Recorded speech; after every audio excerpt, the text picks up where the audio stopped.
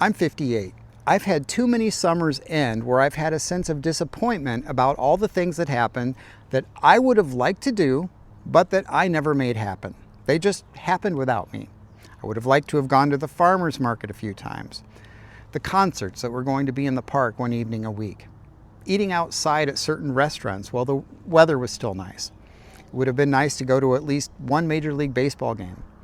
The end of the year rolls around and I realize the vacation we discussed never happened. I've repeated this cycle too many times. And one thing I've realized in the past couple of years more than ever is that this bad habit I've had throughout my life is going to cost me even more if I don't change it. If I'm going to create the life I want and have fewer regrets, then I have to stop procrastinating on making plans and decisions involving things that are important to me, but not necessarily urgent. And you see, I've been successful by most external standards that society has. I've been really good at being consistent and hardworking, and I've been on top of anything that's been urgent and important. I follow through and show up as promised. I get the work done. I'm there for people who depend on me. I'm really good at dealing with what's in front of me, dealing with today.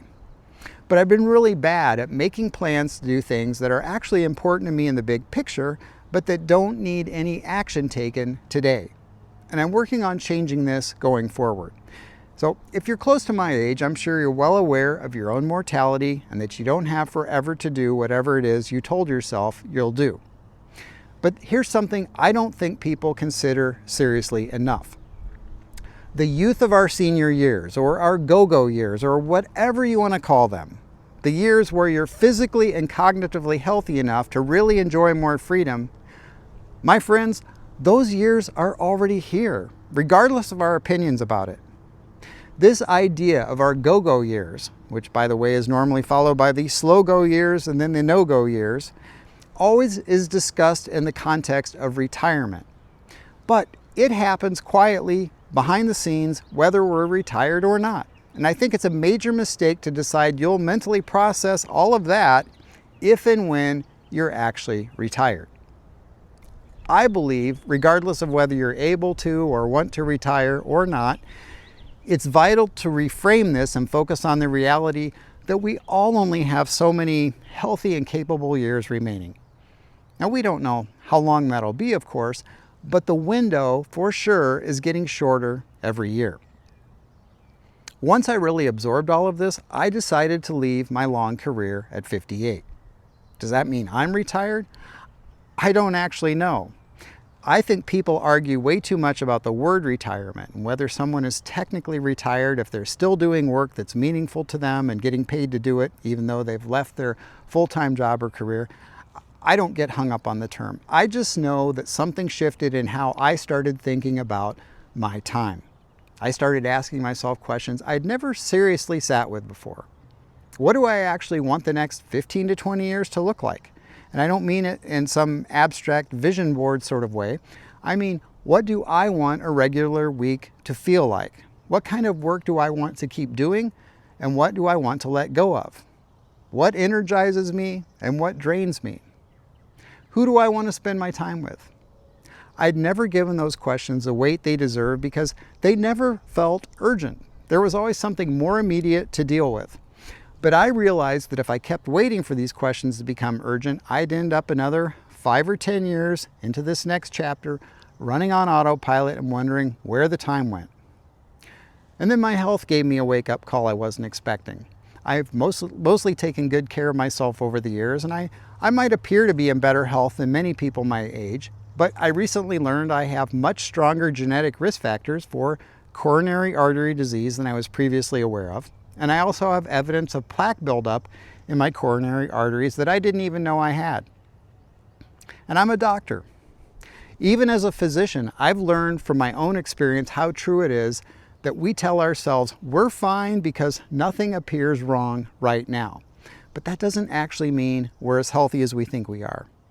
Other times we may know we're not healthy, but we probably won't die today if we do nothing about it. And that's the thing about the important but not urgent. It doesn't usually force your hand, it just quietly narrows what's possible, while you're busy handling everything else. That realization started changing how I looked at everything. My wife and I had been talking for years about trips we wanted to take, people we wanted to visit, places we wanted to go, things we said we'd do, and they stayed exactly where they were in conversation because there was never a reason any of it had to happen this month. But I started seeing something I hadn't let myself see before. The people we'd share those experiences with have their own windows closing too. The parent who can still travel, the friend whose health is still good, those windows don't announce that they're shutting. And the only difference between the people who do these things and the people who keep meaning to is that somebody books something. That's it. They pick a date. Once I started paying attention to this pattern, the way I'd been deferring everything that wouldn't punish me today for ignoring it, I started seeing it everywhere in my life. And I realized that the guy I had been, the consistent, dependable guy who was great at handling what was in front of him, had built an entire life around responding to what was urgent and right in front of me far too much, to the point where I had almost no muscle for making the important things happen on my own terms. And that's something that can be turned around, but it's a very bad habit. It's a habit that costs you more every year after 50 because the runway you're borrowing against is getting shorter whether you're looking at it or not. I know there are other important but not urgent things I haven't talked about here. I'm just sharing my experience.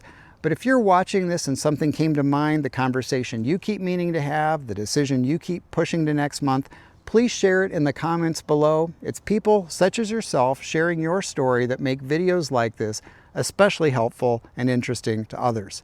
Thanks for watching. I hope you have a great day.